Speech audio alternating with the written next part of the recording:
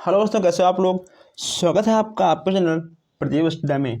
दोस्तों आज हम लोग यहाँ पर फिर से एक बार देखने वाले हैं यूपी टेट और सीटेट का बाल विकास एवं शिक्षा शास्त्र। ये आपका क्लास नंबर 4 है। आपका 3 क्लास हो चुका है। अगर आपने अभी तक नहीं देखा है तो कमेंट बॉक्स में आपको उसका लिंक मिल जाएगा। ओके दोस्तों, मैं आपको बता दूं कि बाल विकास में आपको 30 प्रश्न मिलने वाले हैं और आपका हर एक प्रश्न 1 नंबर का रहेगा, यानी 30 क्वेश्चंस और 30 नंबर। तो दोस्तों इस बार का लक्ष्य है 30 में 30 है। और आपका 30 में 30 कब होगा? जब आप लगातार कंटिन्यू हमारे हर क्लास को अटेंड करोगे। दोस्तों इसके लिए आपको चैनल को सब्सक्राइब करना होगा ताकि हर क्लास आप तक सबसे पहले पहुंचे। तो दोस्तों आप लोग चैनल को सब्सक्राइब करिए, वीडियो को लाइक करिए, प्लस शेयर करिए। और दोस्तों अब हम चलते हैं यहाँ पर अपने क्लास की ओर। यहाँ पे आपका पहला क्वेश्चन है, निम्न में से कौन सा विकास का सिद्धांत नहीं है? निम्न में से कौन सा विकास का सिद्धांत नहीं है? इन चारों में से आपको बताना है कि आखिर आपका कौन सा विकास के सिद्धांत के अंतर्गत नहीं आएगा।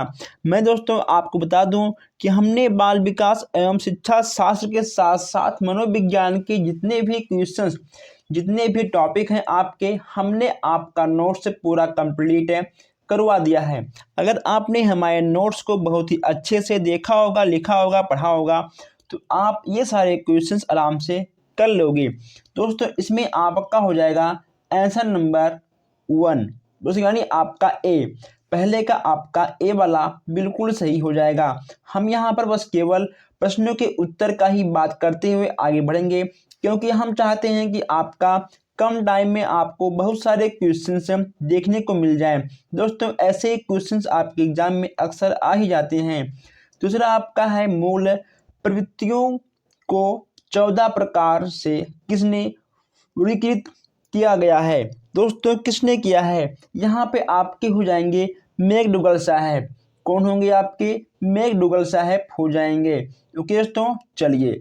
तीसरा आपका है, एक बालक जो साइकिल चलाना जानता है, मोटर बाइक चलाना सीख रहा है, यह किसका उदाहरण है?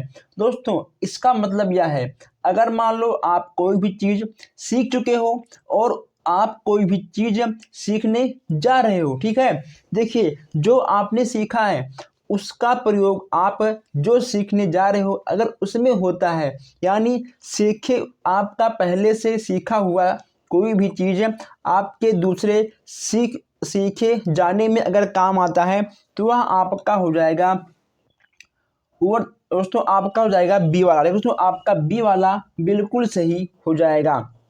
बी वाला दोस्तों आपका बिल्कुल सही हो जाएगा। अब यहाँ पर हम देखते हैं क्वेश्चन नंबर 4। चौथे की बात करें हम तो अधिगम के प्रक्रम में अभिप्रेरणा आपसे पूछा गया है। चौथे की बात करें उत्तर की, दोस्तों आपका हो जाएगा डी, यानी नए सीखने वालों में अधिगम के लिए रुचि का सृजन करना। ओके दोस्तों, नए सीखने वालों में अधिगम के लिए रुचि का सृजन करना, यानी आपका चौथे का डी बिल्कुल सही हो जाएगा। अब यहाँ हम देखते हैं 5वां क्वेश्चन से, कक्षा 5 के न्यून दृष्टि वाले बच्चे को, दोस्तों कक्षा 5 के न्यून दृष्टि वाले बच्चे को आप दोस्तों क्या बताओगे? दोस्तों इसमें आपका हो जाएगा, कक्षा में समान रूप से वार्ता करना चाहिए और ऑडियो सीडी के जरिए सहायता प्रदान करनी चाहिए। दोस्तों यानी बोलचाल की भाषा का अधिक प्रयोग करना चाहिए, इसमें आपको बताया गया है। और दोस्तों अब यहाँ देखते हैं क्वेश्चन नंबर 6 है। छठवां आपका है, निम्न में से कौन सी पूर्ण बाल्यावस्था की विशेषता नहीं है? अब यहाँ पे आपको बताना है कि आखिर इन चारों में आपका कौन सा पूर्ण बाल्यावस्था की विशेषता नहीं है। अब जहाँ पर भी आपको नहीं दिख जाए आप वहाँ पर टिक करिए, क्योंकि जो आपका गलत है वही आपका सही होगा। इसमें दोस्तों देखिए, बाल्यावस्था आपका होता है 3 से 6 वर्ष। कितना होता है आपका? 3 से 6 वर्ष मानी जाती है। दोस्तों इसमें आपका डी वाला बिल्कुल सही हो जाएगा। खेलने की अवस्था दोस्तों यह आपका आएगा बाल्यावस्था में, ठीक है। प्रश्न करने की अवस्था ये भी आपका आएगा बाल्यावस्था में। अनुकरण करने की अवस्था ये भी आपका आएगा बाल्यावस्था में। लेकिन दोस्तों दल समूह में रहने की अवस्था यह आपका डी वाला नहीं होगा दोस्तों, यानी आपका डी जो आपका गलत है वही आपका सही होगा, यानी आपका डी वाला बिल्कुल सही हो जाएगा। ठीक है दोस्तों, चलिए अब हम आगे बढ़ते हैं। अब दोस्तों देखते हैं हम यहाँ पर क्वेश्चन नंबर 7, इसको थोड़ा हम जूम कर लें ताकि आपको अच्छे से दिखाई दे। अब यहाँ देखते हैं 7वां क्वेश्चन से, निम्न में से कौन सा शिक्षण कुशलता से संबंधित है। अब यहाँ आपको बताना है कि आखिर इन चारों में से शिक्षण कुशलता से कौन सा संबंधित है। 7वें में आपका हो जाएगा डी, यानी उपयुक्त सभी आपका बिल्कुल सही हो जाएगा। सांपट प्रश्नों को हल करना, प्रश्न पूछना, ये सब आपके आएंगे। अब यहाँ देखते हैं 8वां क्वेश्चन से। 8वां आपका है, कक्षा में जो विद्यार्थी प्रश्न पूछते हैं। दोस्तों आपका इसमें से पैरागोजी भी आपको देखने को मिल जाएगा। कक्षा में जो विद्यार्थी प्रश्न पूछते हैं उन्हें लगातार प्रश्न पूछने के लिए प्रोत्साहित करना चाहिए। ओके दोस्तों, उन्हें प्रोत्साहित करना चाहिए ताकि वो उनके दिमाग में और प्रश्न उठें और पूछें और बच्चों को और अधिक जानकारी हो। दोस्तों आपको पॉजिटिव, आपको हर चीज़ बच्चों के पॉजिटिव पर ही टिक करना है। कभी दोस्तों बच्चों को हीन भावनाओं से आपको नहीं टिक करना है, ठीक है। जहाँ पर भी आपके बच्चों को पॉजिटिव लाइन में ले जाए आपका वही एकदम सही आंसर हो जाएगा। अब यहाँ देखते हैं 9वां क्वेश्चन से, शिक्षा की किंडरगार्टन पद्धति का प्रतिपादन किया था। किसने किया था? सिंपल दोस्तों, किसने किया था? फ्राविल ने किया था दोस्तों। किसने किया था? जहाँ पर भी आपका जाए किंडरगार्टन वे आपकी हो जाएंगे फ्रावेल महोदय। अब यहाँ देखते हैं क्वेश्चन नंबर 10। 10वें की बात करते हैं हम लोग यहाँ पर। 10वां आपका हो जाएगा व्यक्तिगत विभिन्नताओं से संबंधित निम्न में से कौन सा कथन सही है। कौन सा कथन सही है? दोस्तों इसमें आपका हो जाएगा, यदि विद्यार्थी का बुद्धि स्तर समान है तब भी उपलब्धि में विभिन्नता हो सकती है, यानी आपका 10वें का ए वाला बिल्कुल सही हो जाएगा।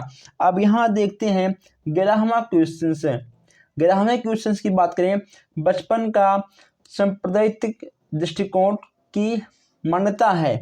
इसमें आपका हो जाएगा दोस्तों डी वाला, बचपन वृद्धि एवं परिवर्तन की एक अनूठी अवधि है। दोस्तों बहुत सही है, यानी दोस्तों यहाँ पर भी आपके बचपन में वृद्धि परिवर्तन दोस्तों ये सब आपको देखने को मिल जाए वही आपके सही हो जाएंगे, यानी 11वें का आपका डी वाला बिल्कुल सही हो जाएगा। अब यहाँ देखते हैं 12वां क्वेश्चन से। 12वां आपका है कि एक प्रमाणीकृत पठन परीक्षण लेने के लिए 5वीं कक्षा को प्रस्तुत करने में शिक्षक को अधिकाधिक परामर्श दिया जाता है कि दोस्तों इसमें से आपका क्या होगा। बच्चों को बोलना की परीक्षण बहुत महत्वपूर्ण है दोस्तों, तथा वह उनमें अच्छा प्रश्न करें। दोस्तों ऐसा कोई मतलब नहीं है, बच्चे इतना नहीं समझदार होते हैं कि हाँ वो समझेंगे। ओके दोस्तों, इसमें भी आपका कुछ भी दोस्तों नहीं होगा। इसमें आपका शेष प्रधान दोस्तों ऐसा कुछ नहीं है, आपका इसमें डी वाला बिल्कुल सही हो जाएगा। ओके दोस्तों, इसमें आपका डी वाला बिल्कुल सही। दोस्तों अभ्यास, बच्चों को अभ्यास कराना, अभ्यास शब्द जहाँ पर भी आपको देखने को मिल जाए आपका ऐसे प्रश्न, आपके ऐसे आंसर बिल्कुल सही हो जाते हैं। अब यहाँ देखते हैं 13वां क्वेश्चन से, SOR। दोस्तों SOR किसके द्वारा प्रस्तावित किया गया है? SOR किसके द्वारा प्रस्तावित किया गया है? दोस्तों इसमें आपका क्या होगा? दोस्तों इसमें आपका हो जाएगा वुडवर्थ महोदय। वुडवर्थ महोदय आपके हो जाएंगे। दोस्तों इसमें आपका कहीं पर भी वुडवर्थ नहीं है। ठीक है दोस्तों, इसमें से आपका दोस्तों इसमें आपका चारों जो आंसर हैं आपके गलत हैं। यहाँ पे आपका हो जाएगा वुडवर्थ महोदय। वुडवर्थ महोदय आपके हो जाएंगे। एस ओ आर थ्योरी आपके वुडवर्थ महोदय जी ने प्रस्तावित किया था। ठीक है दोस्तों, चलिए आप लोग इसको नोट कर लीजिएगा। अब यहाँ देखते हैं 14वां क्वेश्चन से। आप देखते हैं कि एक कच्चा बुद्धिमान है। दोस्तों एक छात्र, ठीक है, आप देखते हैं कि एक छात्र बुद्धिमान है। आप क्या करोगे, आप वह जैसे अधिक प्रगति कर सके उस तरह से उसे अनुप्रेरित करेंगे। ओके दोस्तों, सी वाला आपका बिल्कुल सही हो जाएगा। मैं आपको बता दूं कि हर छात्र दोस्तों, हर छात्र एक अपने आप में दोस्तों अपने आप में क्या बोलते हैं दोस्तों उसे, हर छात्र अपने आप में एक वैज्ञानिक होता है। ओके दोस्तों, हर छात्र अपने आप में एक वैज्ञानिक होता है। ठीक है, चलिए 15वें में आपका आ गया भाषा। भाषा हमारी विचार प्रक्रिया को प्रभावित करती है। ओके दोस्तों, प्रभावित नहीं करती है, ये भी आपका गलत है। नहीं कर सकती, ये भी आपका गलत है। हमारी विचार प्रक्रिया को पूरी तरह से नियंत्रण रखती है, तो ये आपका नहीं है। प्रभावित करती है दोस्तों, अगर मान लो कोई भी आपका दोस्त हो, कोई भी आपका मित्र हो, हित हो, आपके घर के ही लोग हैं, अगर आपका बोलने का तरीका अच्छा है तो लोग आपकी तरफ अधिक आकर्षण होंगे। दोस्तों भाषा हमारी विचार प्रक्रिया को प्रभावित जरूर करती है। यानी आपका 15वें का डी वाला बिल्कुल सही हो जाएगा। अब यहाँ देखते हैं 16वां क्वेश्चन है। 16वां आपका है वह स्तर जिनमें बच्चा किसी वस्तु एवं घटना के बारे में तार्किक रूप से सोचना शुरू करता है, वह जाता है दोस्तों। इसमें आपका क्या होगा, अगर मान लो कोई बच्चा है, अगर वह किसी घटना या किसी वस्तु को पर दोस्तों वह तर्क करता है, ठीक है, अगर वह तर्क करता है या फिर वह सोचता भी है, ठीक है, ये आपके आ जाएंगे मूर्त क्रियात्मक अवस्था में। इसमें आपका डी वाला बिल्कुल सही हो जाएगा। अगर बात करें कि आपका मूर्त क्रियात्मक अवस्था कितने वर्ष तक होता है, तो यह आपका होता है 7 से 11 वर्ष तक। कब तक होता है, यह आपका हो जाएगा 7 से 11 वर्ष तक। ठीक है, चलिए दोस्तों अब यहाँ देखते हैं हम 17वां क्वेश्चन है। 17वां आपका है बच्चों के बौद्धिक विकास के 4 सुस्पष्ट स्तरों की पहचाना गया था। सुस्पष्ट दोस्तों, ठीक है, स्तरों की पहचाना गया था। इसमें आपका क्या होगा, इसमें आपका डी वाला दोस्तों, इसमें आपका हो जाएंगे पियाजे महोदय। इसमें आपका डी वाला बिल्कुल सही हो जाएगा। पियाजे ने बच्चों में बौद्धिक विकास के 4 स्तरों की पहचान की थी एवं उन्हें वर्गीकृत भी किया था। ओके दोस्तों, 4 स्तर इनके हिसाब से थे। अब यहाँ देखते हैं अल्प अवस्था। अल्प वयस्क बच्चों के अधिगम में अभिभावकों की भूमिका होनी चाहिए। इसमें आपका हो जाएगा अग्र सक्रिय, यानी आपका बी वाला बिल्कुल सही हो जाएगा। अब यहाँ देखते हैं 19वां क्वेश्चन। 19वां आपका हम क्वेश्चन देखते हैं बच्चों को संज्ञानात्मक विकास को सबसे अच्छे तरीके से कहाँ परिभाषित किया जा सकता है। बच्चों के संज्ञानात्मक विकास को सबसे अच्छे तरीके से कहाँ परिभाषित किया जा सकता है। 19वें की बात करें तो यह आपका हो जाएगा विद्यालय एवं कक्षा में। दोस्तों कहाँ पर, विद्यालय एवं कक्षा में। अब यहाँ देखते हैं 20वां क्वेश्चन है शैक्षिक विकास में मूल्यांकन का अर्थ है। शैक्षिक विकास में मूल्यांकन का अर्थ क्या है, ये आपको बताना है। इसमें आपका हो जाएगा डी वाला ज्ञान क्षमता का मूल्यांकन। दोस्तों क्या होगा आपका, ज्ञान क्षमता का मूल्यांकन आपका हो जाएगा। अब यहाँ देखते हैं 21 क्वेश्चन है। तेजी के साथ हम यहाँ सारे क्वेश्चंस को खत्म कर रहे हैं। दोस्तों हम लोगों ने यहाँ पर 20 क्वेश्चन देख लिए हैं, लेकिन अभी तक आप लोगों ने वीडियो को लाइक भी नहीं किया है और शेयर भी नहीं किया है। हम बस केवल आपसे एक लाइक, एक शेयर और एक सब्सक्राइब मांगते हैं और मुझे आपसे कुछ भी नहीं चाहिए। ठीक है दोस्तों, हम यहाँ पर आपको हर चीज़ बिल्कुल फ्री में दे रहा हूँ दोस्तों। तो यहाँ पर ज्ञान बढ़ रहा है और आप लोग ज्ञान को लूट लीजिए। लूटने के साथ साथ दोस्तों आप लोग अपने दोस्तों में इसको बांट भी दीजिए, यानी आप लोग वीडियो को शेयर भी कर दीजिए। 21 दोस्तों आपका है, कक्षा में विद्यार्थियों को रुचि बनाए रखने के लिए शिक्षक को उचित है। दोस्तों शिक्षक को क्या करना चाहिए? दोस्तों शिक्षक को प्रश्न पूछना चाहिए। ओके दोस्तों, शिक्षक को प्रश्न पूछना चाहिए। आपका डी वाला बिल्कुल सही हो जाएगा। अब यहाँ हम देखते हैं दोस्तों, फ्रायड महोदय के अनुसार हमारे मूल्यों का अंतरिकीकरण में दोस्तों परम अहम में होता है। दोस्तों परम, आपका सी वाला बिल्कुल सही हो जाएगा। अब यहाँ देखते हैं 23 क्वेश्चन है, इसमें आपका क्या होगा? उसमें आपका दोस्तों क्या होगा? देखिए दोस्तों, इसमें आपका है संकल्पनात्मक परामर्श के जन्मदाता कौन है? इसमें आपका हो जाएगा बी। दोस्तों इसमें आपका बी वाला सबसे सही हो जाएगा। अब यहाँ देखिए 24 क्वेश्चन है। 24 आपका है, अधिगम निर्योग्यता वाले बच्चे अधिगम के कुछ पक्षों से संघर्ष करते हैं। ओके दोस्तों, आपका डी वाला बिल्कुल सही हो जाएगा। 24 का आपका डी हो जाएगा। आप लोगों ने ये सारे क्वेश्चंस को देखा होगा हमारे नोट्स में। अगर आपने अभी तक हमारे नोट्स को नहीं बनाया है तो मैं आपको कमेंट बॉक्स में उसका लिंक दे दूंगा, आप जाकर वहां से अपना नोट से अच्छे से बना सकते हो। अब यहाँ देखिए 25 क्वेश्चन है।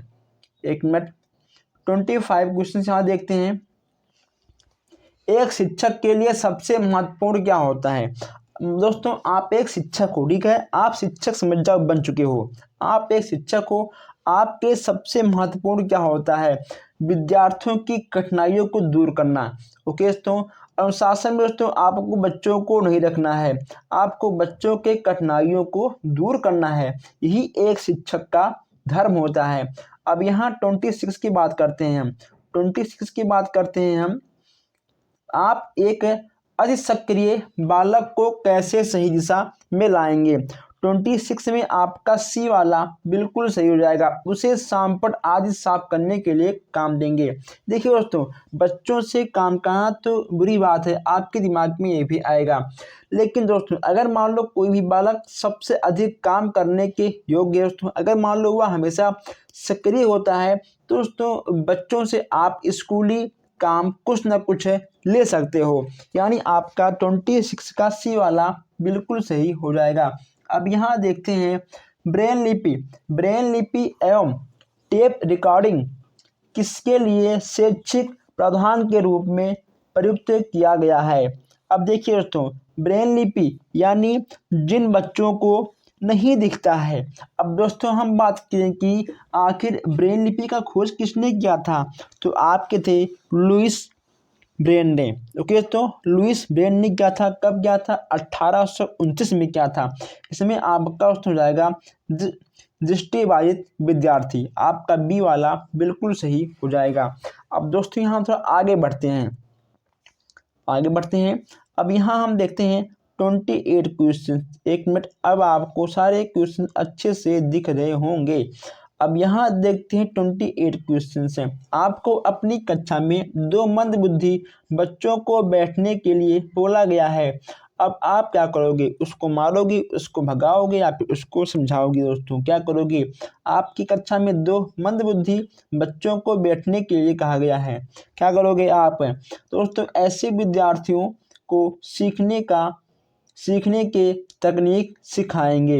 दोस्तों आपको अलग अलग, देखिए दोस्तों मैं आपको बता दूं कि हर बच्चा एक ही तकनीक से नहीं सीख सकता, ठीक दोस्तों, क्योंकि हर बालक अपने आप में विशिष्ट होता है, तो हर बच्चों को आपको अलग अलग तकनीक से सिखाना पड़ेगा।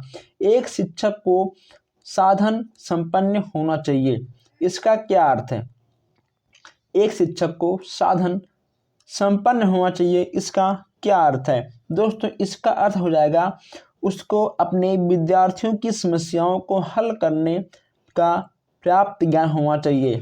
ओके दोस्तों, अगर मान लो आप एक अच्छे टीचर हो तो आपका फर्ज है बच्चों की समस्याओं को देखना, सुनना, जानना, समझना और बच्चों की समस्याओं को दूर करना।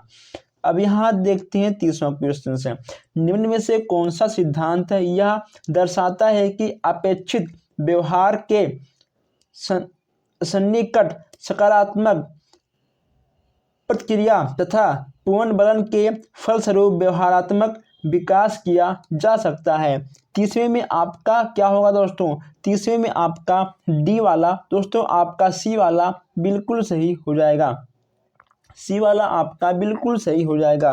दोस्तों आप बताइए, आपका 30 में से कितने क्वेश्चन सही गया है? आपका 30 में से दोस्तों कितने क्वेश्चंस आपने सही किए हैं? अगर आपका 30 में से 25 क्वेश्चन सही है तो अच्छी बात है दोस्तों, नहीं तो आपको और भी थोड़ा सा पढ़ने की आवश्यकता है।